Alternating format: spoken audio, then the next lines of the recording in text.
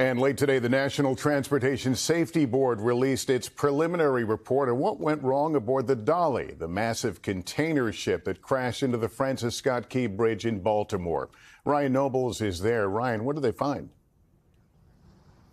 Well, Lester, they determined that the ship lost power twice that night. The second power loss coming when it was just 350 yards away from the base of the bridge. And while crews did alert authorities immediately, it was not enough time to anchor the massive vessel or for tugboats to get there to steer the ship to safety.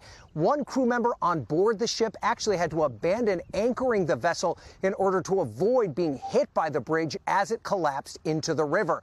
Now, the report also revealing that the ship lost power just 10 hours before this accident. It all comes a day after crews used controlled explosives in order to remove part of the bridge that was still resting on board the ship.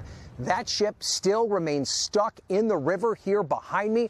They are hoping that they can begin the process of moving the ship out of the river as soon as tomorrow. Lester? Okay, Ryan Nobles, thank you. Thanks for watching. Stay updated about breaking news and top stories on the NBC News app or follow us on social media.